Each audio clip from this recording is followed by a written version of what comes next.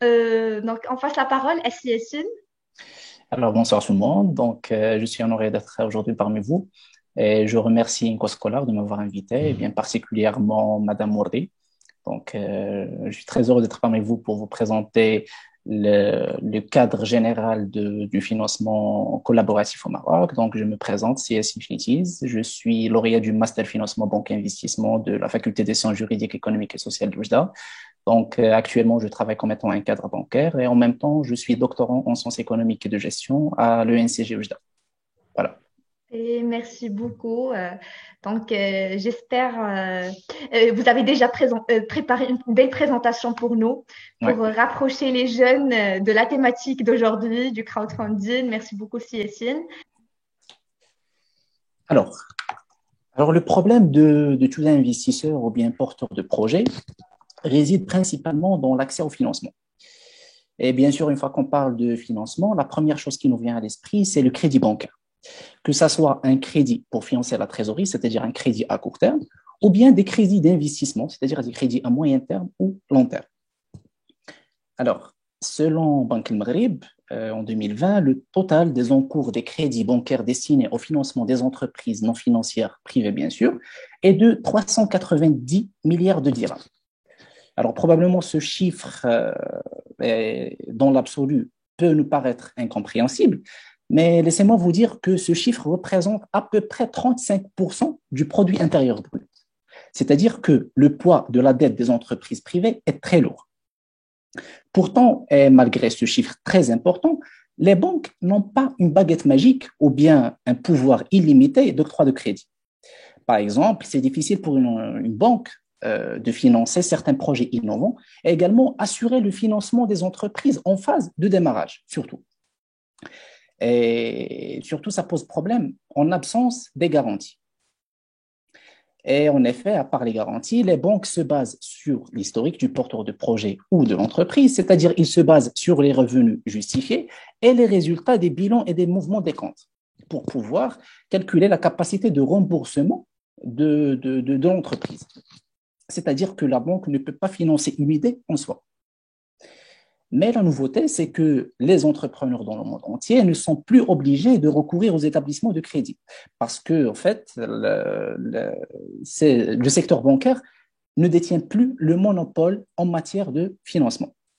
Alors, dans ce sens, le ministère de l'économie et des finances marocaine et Banque El Maghrib ainsi que l'autorité marocaine du marché des capitaux, c'est-à-dire la MMC, ont élaboré le projet de loi numéro 1518 portant sur le financement collaboratif ou bien ce qu'on appelle le crowdfunding. Et cela pour renforcer l'inclusion financière des gens qui sont des porteurs de projets et pour assurer le développement économique et social et la canalisation de l'épargne collective vers de nouvelles opportunités. Alors la question qui s'impose, c'est que qu'est-ce que le crowdfunding? Quels sont les types de plateformes de crowdfunding et quels sont les principes ainsi que les avantages liés à ce nouveau mode de financement. Alors, on commence par la définition. Alors, le crowdfunding ou le financement collaboratif permet simplement de lever des fonds auprès du grand public via un site Internet. Eh bien, pour comprendre cette définition, on va décortiquer ce qu'on appelle l'opération de financement collaboratif. Dans un premier temps, il doit y avoir un projet. Alors, ce projet peut être à but lucratif, c'est-à-dire qui consiste par exemple à la production et à la commercialisation d'un produit, comme il peut être un projet à but non lucratif. Prenons par exemple l'exemple de construction d'une bibliothèque pour enfants. Deuxièmement, ce projet-là, peu importe sa nature, il doit être porté par une personne ou un groupement de personnes physiques, c'est-à-dire des particuliers, ou bien par une personne morale, que ce soit une société ou bien une association. Troisièmement, on trouve là plutôt les contributeurs, c'est-à-dire la personne qui va cotiser pour réussir le projet. Et bien sûr, là aussi, le contributeur peut être une personne physique, morale, résidente ou même non résidente. Et en fonction du type de financement collaboratif, le contributeur peut être soit donateur, prêteur ou investisseur. Alors, la quatrième composante d'une opération de crowdfunding est la plateforme de financement collaboratif. Donc, en fait, il s'agit d'un site Internet géré par une société de financement collaboratif et c'est Banque El Maghreb ou l'AMMC, l'autorité marocaine du marché des capitaux, qui donne l'agrément à ces sociétés et qui conditionne l'exercice de l'activité. Donc, cette plateforme de financement collaboratif est un intermédiaire entre le porteur de projet et les contributeurs afin de financer le projet. Et bien sûr, ces sociétés de financement collaboratif ne font pas de bénévolat. Donc, en contrepartie de cette intermédiation, la plateforme touche une commission qui varie d'un site à un autre. Alors, selon la loi 15-18 régissant les activités de financement collaboratif, il existe 3 types d'opérations de financement collaboratif. Premièrement, il y a les opérations de financement collaboratif de type investissement. Ici, le contributeur acquiert une participation dans le projet. Et dans ce cas, il a le droit à des contreparties financières en cas de succès du projet. Alors, lorsqu'il s'agit d'un financement participatif de catégorie investissement, la société de financement collaboratif doit réaliser préalablement une étude de faisabilité du projet, bien sûr pour protéger les personnes qui vont contribuer à la réalisation de ce projet. Deuxièmement, on trouve les opérations de financement collaboratif de type prêt. Il s'agit ici d'un prêt accordé par les contributeurs aux porteurs de projet sans intérêt, c'est-à-dire le contributeur prête le porteur de projet sur une durée préalablement fixée et le porteur de projet doit rembourser le capital seulement. Ou bien, ça peut prendre une autre forme et c'est le prêt avec intérêt. Et dans ce cas, le taux d'intérêt appliqué ne doit pas excéder le taux qui va être fixé périodiquement par des circulaires de Banque El Maghreb. Alors, le troisième type, c'est le financement collaboratif par donation. Et là, l'internaute contribue avec un don pour contribuer à la réalisation du projet avec ou sans contrepartie. Par exemple, pour un projet à but non lucratif, le contributeur peut ne rien demander en contrepartie. Mais par exemple, si je vais produire un certain produit, je peux dire, voilà, bien sûr dans l'annonce, que si un contributeur va contribuer à la réalisation de projets avec un montant de 200 dirhams, je vais lui offrir, par exemple, 3 produits. Et si le montant, par exemple, varie entre 300 dirhams et 600 dirhams, je vais lui offrir 6 produits, et ainsi de suite. Alors, c'est plus ou moins semblable à une opération de prévente. Alors, comme cité auparavant, avec une opération de financement collaboratif, on peut financer un projet à but non lucratif comme un projet à but lucratif, à l'exception des activités illicites et non réglementaires fixées par les autorités. Surtout que chaque société de financement collaboratif doit élaborer un rapport annuel d'évaluation et de conformité de chaque plateforme qu'elle détient. Alors, pour le fond, on peut parler de plafonds de contribution des internautes et les plafonds d'opération de demande de fonds via financement collaboratif.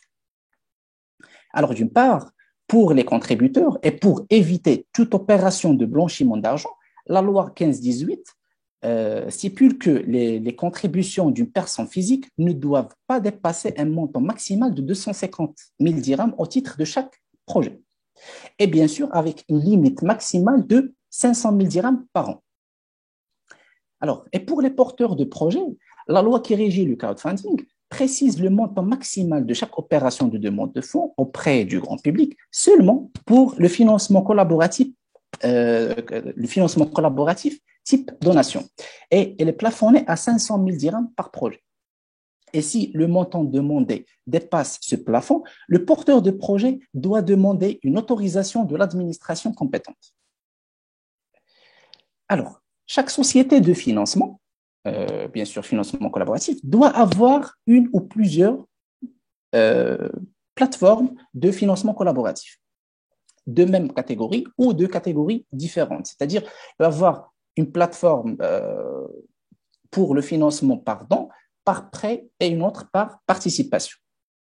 Et elle a pour mission le conseil, dans un premier temps, elle a pour mission le conseil des porteurs de projets, c'est-à-dire lorsque je soumis une demande de collecte de fonds, la plateforme ne va pas accepter ma demande sur le champ, probablement qu'elle va me demander de faire quelques modifications avant que cette annonce soit partagée sur la plateforme. D'une part, pour que l'annonce soit plus attractive, mais surtout pour fournir au public des informations claires, compréhensibles et surtout transparentes. Alors, également, ces sociétés font la publicité relative au projet sur les plateformes qu'elles gèrent. Alors, quoi d'autre? Il assure aussi la gestion des contributions des internautes, surtout que lorsqu'un contributeur cotise, je ne vais pas recevoir les fonds sur le champ. C'est-à-dire que la société de financement collaboratif va garder l'ensemble des contributions jusqu'à la fin de la campagne. Alors, ce qui est très important, donc, je vais parler d'un principe qui est le tout ou rien. Alors, qu'est-ce qu'on entend dire par le tout ou rien? C'est-à-dire que pour donc, si jamais je n'atteins pas ou je dépasse le seuil de 100% de l'objectif, je ne vais rien recevoir. Et dans le cas contraire, c'est-à-dire si jamais je n'atteins pas l'objectif qui est de 100%, les contributeurs vont récupérer leur cotisation.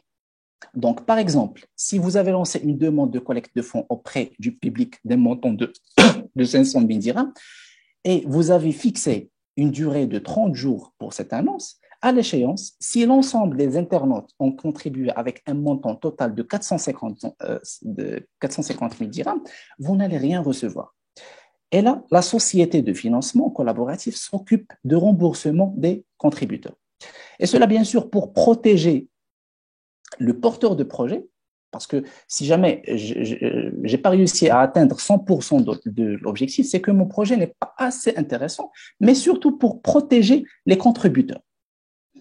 Alors, en parlant des avantages, d'une part, en recourant au crowdfunding, on n'accède pas seulement au financement, mais aussi on profite d'une publicité gratuite.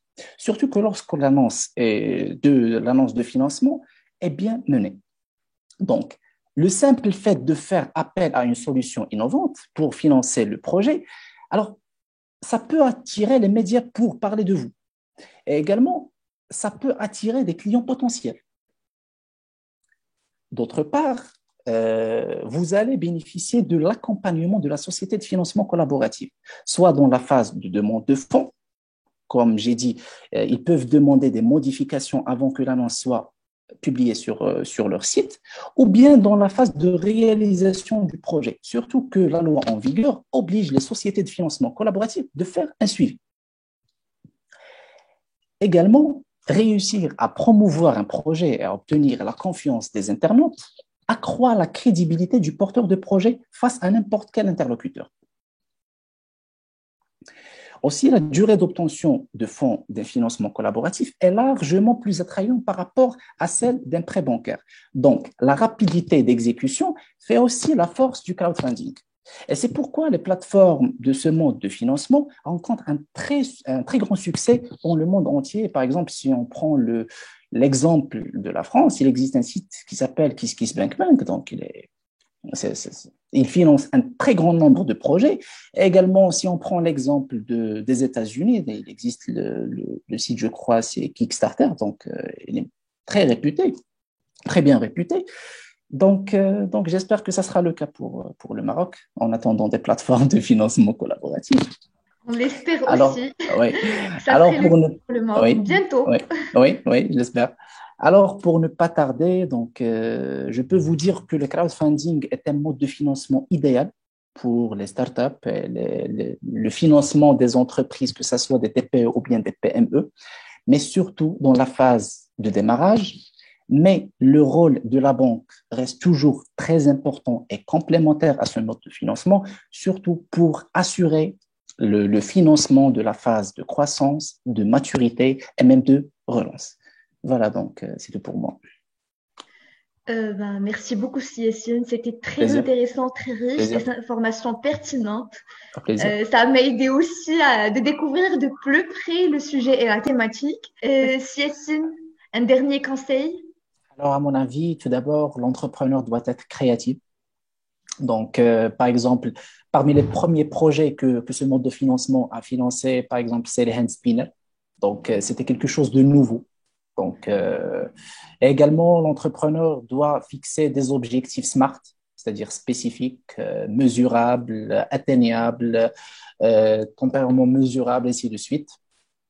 Et si jamais l'entrepreneur trouve qu'en quoi l'accompagnement de la plateforme est suffisant, ça serait parfait. Et si jamais il trouve que l'accompagnement de la plateforme de financement collaboratif n'est pas suffisant, il peut recourir à des entreprises qui font l'accompagnement.